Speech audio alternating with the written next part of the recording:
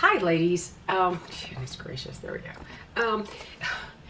Someone asked me on one of the last videos if I could show some medium to longer wigs that you could do updos with. And unfortunately, I can't because I don't wear long wigs. I will give you some guidelines on how long you should probably buy a wig just to, this will go across the board, how long your wig should be if you want to do it, if you want to clip it back or clip it up. Now, I don't do updos because my husband thinks they're ugly. I mean, I'm serious. He thinks it's horrible when a woman pulls her hair up, okay? So I thought, well, I don't want to look ugly to my husband. So, but yeah, I've clipped it up. Now, yeah, you can use these claw clips. Now, this is Caliente by Beltress. This is shortened by at least 2 inches. Caliente's nape is normally about 5 inches. This now has a 3-inch nape.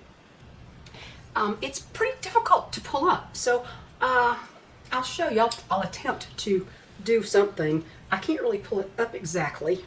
I'll pull it back. I mean, see how hard it is to pull up right here. See that? I would suggest that if that is your goal, if you occasionally want to do an updo with your wigs, I would say don't get a nape that's any less than 5 inches, and probably better 6 to 7 inches at the nape. That's the measurement that I would go by as to whether it would make a decent updo. Now, there's something other things play into that, like how curly it is. If it's extremely curly, the nape may be 7 per measurement, but that may be with a curl pull down. So you need to make sure that if it's a curly wig, that you have a little bit longer nape. So that would be my suggestion. I know I have a lot of new subscribers due to the last few videos, and I know you don't realize I only review wigs that I buy for my own personal use. I don't get sent wigs by retailers or any of that, and normally I don't mention retailers at all on this channel. Somebody specifically asked me a question like, where can you buy Tony of Beverly? I can tell them these several places sell Tony of Beverly because not all do. So I can do that, but the only reason I mentioned the retailer with the Beltress debacle, when the owner of Beltress decided to gaslight me, that was not the retailer. And the only reason I mentioned it, somebody says, tell me who the good retailer is. Well, I don't like to mention retailer names because I don't represent any particular retailer. I like to expose scammers, and there are many. Just talked about one in my community section just a day or so ago, and had to alert another reviewer that she had many images stolen by that so-called retailer.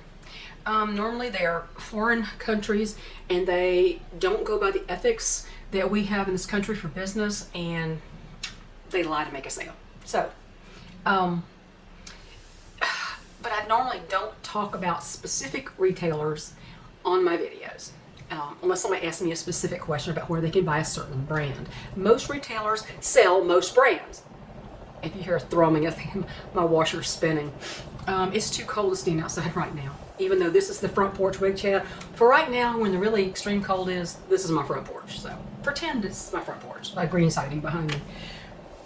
Another thing I wanted to mention is, now I was supposed to get a wig yesterday, and for some reason the manufacturer, who I ordered through a retailer, and the manufacturer, instead of sending it to me, they sent it to the retailer. So she's got to turn around and put it back in the mail today to get it out to me. So it's going to be another couple of days before I have one to review for you. But I noticed something that I don't think a lot of women understand how buying a wig actually works. I have seen on, there's some retailers that do live shows. Smaller retailers do a live show sometimes to showcase the new wigs or whatever, or to clear out wigs that they have. And generally, if you just order off a website, if you go to any retailer and you go to that brand and you order the wig that you want from their website, the wig doesn't come from the retailer, okay? The wig comes from the manufacturer. The retailer submits your offer. I forgot how the software works and all that, but the retailer submits your offer to the manufacturer, and they send the wig directly to you if it's a new wig, okay? We're talking about ordering a new wig off just a regular retailer's website. I've seen a lot of women, observed a lot of women say, oh, I love your wigs. Well, it's not her wigs or his wigs or whoever the retailer is. It's not their wigs. This is it comes, they don't make them, okay? Most manufacturers of wigs are in Asia somewhere, Thailand or, Bangladesh or something. They're overseas. The very few are made in the United States. I think maybe Paula Young is, I'm not sure. Somebody said that it was made here, so don't quote me on that. But I have never heard of a wig manufacturer here in this country, which is really strange. Now, there are small individuals who may get all the supplies and actually make wigs, and there's very small individual, like a boutique studio or something. But if it's a name brand from one of the major brands, it's not their wigs. They just order it for you. That's all. You cannot order directly from the manufacturer, is what I'm trying to say. Now, in the case of clearance wigs, they often have returns, and maybe the retailer will have on hand, physically on hand in their business, they may have the actual wig. That's where a lot of the clearance you're getting comes from. They're sent directly from the actual retailers' physical location because they are in hand. They have them in their hand. But ordering a new wig off from any brand off of their website does not. It doesn't touch. The retailer doesn't touch those wigs. Okay, unless you say, can you have them send it to you so you can open it up and be sure there's no defects. Now, you could probably do that with some of them, some of the smaller ones who might have time to do such a thing. But people don't understand that this is not, say, oh, I love your wigs. Well, they're not her wigs. I say her because most wig retailers, small retailers, most of the small retailers are women. I mean, and most of them have hair loss, so that's their interest in the first place. And they decide to open a business. But that is not their wigs. That comes directly from the manufacturer, and they never see them. It goes from manufacturer to you when you order new off a website. So I just want to explain that in case some people weren't aware of that. And I know there's there are ethnic wigs and such that some are made by individuals, completely handmade. Those are pretty pricey, I think. I wouldn't know exactly. And people often ask, are these human hair wigs? Well, I would urge you, if you are a new wig wearer, get familiar with the different brands. Do not rely on the retailer to tell you what color you should buy. Yes, they can help you and guide you a little bit. But get familiar with the brands. Go to any retailer site and look at, they say let's pick John Renault. Look at all the John Renault. You'll see the same models over and over and over again. They use particular models. So look for those particular models and learn who they are. Scammers often take the stock photos from the manufacturer, put them on their site. They'll take hand-tied $800 wigs and they'll sell them for $49.95, and that's not the wig. That is just the picture, the intellectual property that they stole to represent the wig. It's quite a minefield, but there are very, very large, well-known retailers, and I don't want to do lists of legit retailers because yes, there are a lot of major brands. I would go with a major retailer. If you're new to wigs, go with a major retailer. Don't go with necessarily a small brand. Some are great, some are you wouldn't want to order from. And I'm not going to name names on here today, okay? So all I can say is please research, go to each brand, go to Rainier Paris, look at the models that they have.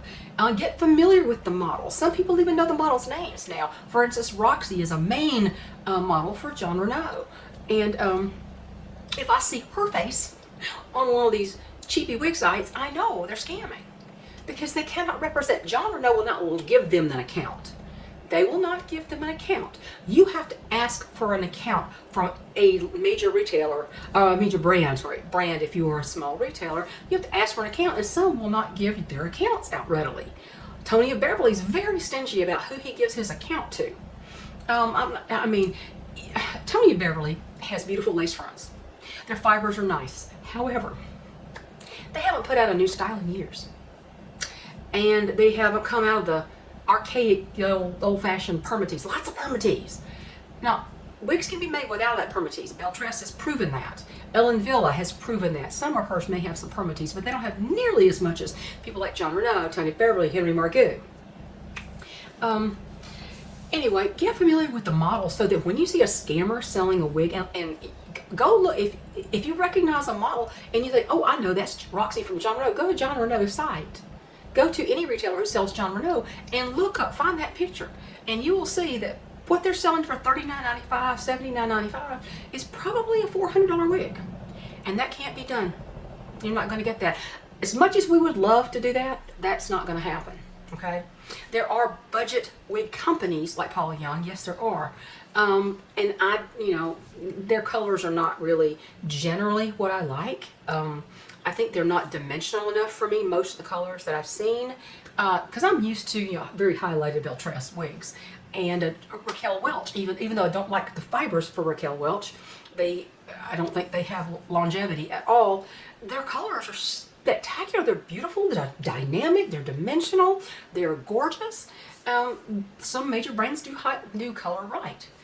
Anyway, I just wanted to mention that, and it's just I know this is not really a wig review, but I want to mention that you're probably not going to see. You may not see.